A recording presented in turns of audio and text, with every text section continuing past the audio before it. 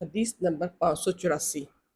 انس بن مالک رضی اللہ عنہ کہتے ہیں کہ ہم جب دوپہر میں نبی اکرم صلی اللہ علیہ وسلم کے پیچھے نماز پڑھتے تو گرمی سے بچنے کے لیے اپنے کپڑوں پر سجدہ کرتے۔ امام ترمذی کہتے ہیں یہ حدیث حسن صحیح ہے۔ اس باب میں جابر بن عبداللہ اور ابن عباس رضی اللہ عنہم سے بھی احادیث آئی ہیں۔ حدیث نمبر 585۔ جابر بن سمرہ رضی اللہ عنہ کہتے ہیں کہ نبی اکرم صلی اللہ علیہ وسلم جب فجر پڑھتے تو اپنے مصلی پر بیٹھے رہتے یہاں تک کہ سورج نکل آتا۔ امام ترمذی کہتے ہیں یہ حدیث حسن صحیح ہے۔ حدیث نمبر 592۔ ابو قتادہ رضی اللہ عنہ کہتے ہیں کہ رسول اللہ صلی اللہ علیہ وسلم نے فرمایا جب نماز کی اقامت کہہ دی جائے تو تم اس وقت تک نہ کھڑے ہو جب تک کہ مجھے نکل کر آتے نہ دیکھ لو۔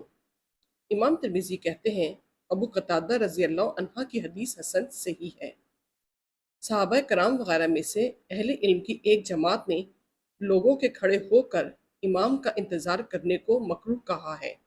بعض کہتے ہیں کہ جب امام مسجد میں ہو اور نماز کھڑی کر دی جائے تو وہ لوگ اس وقت کھڑے ہوں جب مؤذن قد قامت الصلاۃ قد قامت الصلاۃ کہیں۔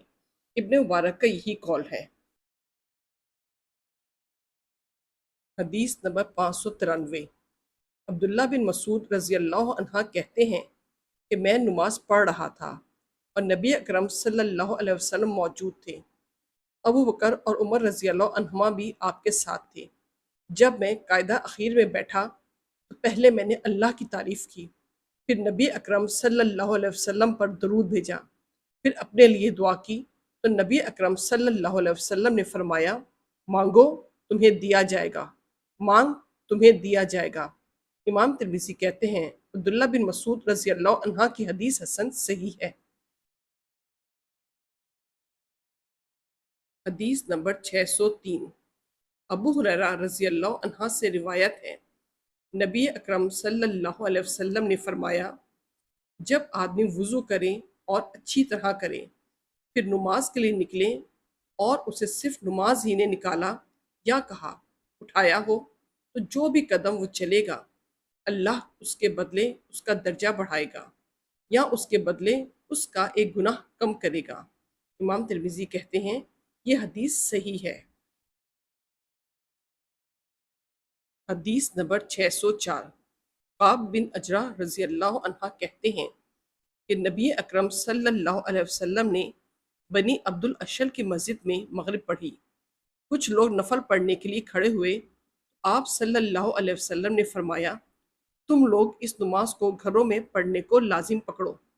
امام ترمذی کہتے ہیں یہ حدیث قعب بن اجرہ کی روایت سے غریب ہے، ہم اسے اسی سند سے جانتے ہیں اور صحیح وہ ہے جو ابن عمر رضی اللہ عنہما سے مروی ہے کہ نبی اکرم صلی اللہ علیہ وسلم مغرب کے بعد 2 رکعتیں اپنے گھر میں پڑھتے تھے۔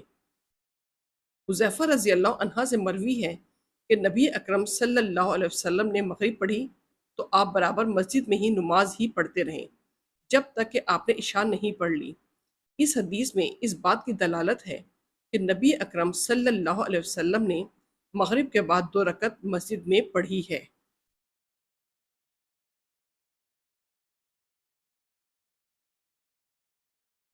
حدیث نمبر 605۔ قیس بن عاصم رضی اللہ عنہ سے روایت ہے انہوں نے اسلام قبول کیا تو نبی اکرم صلی اللہ علیہ وسلم نے انہیں پانی اور بیری سے غسل کرنے کا حکم دیا۔ امام ترمذی کہتے ہیں یہ حدیث حسن ہے، ہم اسے صرف اسی سند سے جانتے ہیں اور اسی پر اہل علم کا عمل ہے۔ وہ کہتے ہیں کہ مستحب یہ ہے کہ آدمی جب اسلام قبول کرے تو غسل کرے اور اپنے کپڑے دھوئے۔ اس باب میں ابو ہریرہ رضی اللہ عنہ سے بھی روایت ہے۔ حدیث نمبر 608۔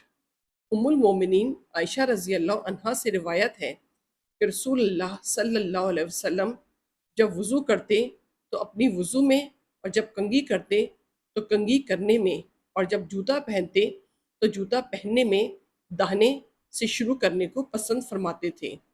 امام ترمذی کہتے ہیں یہ حدیث حسن صحیح ہے۔ حدیث نمبر 610، علی بن ابی طالب سے روایت ہے کہ رسول اللہ صلی اللہ علیہ وسلم نے دودھ پیتے بچے کے پیشاب کے بارے میں فرمایا، بچے کے پیشاب پر چھینٹے مارے جائیں گے اور بچی کا پیشاب دھویا جائے گا۔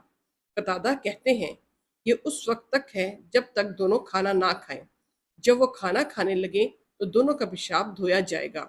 امام ترمذی کہتے ہیں یہ حدیث حسن صحیح ہے۔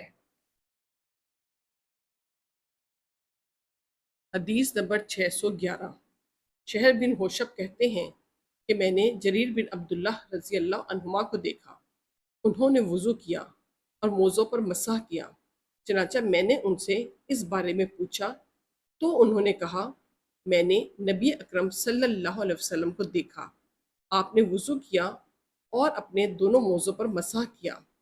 میں نے ان سے پوچھا یہ سورہ مائدہ کے نزول سے پہلے کی بات ہے یا مائدہ کے بعد کی؟ تو انہوں نے کہا میں نے مائدہ کے بعد ہی اسلام قبول کیا تھا۔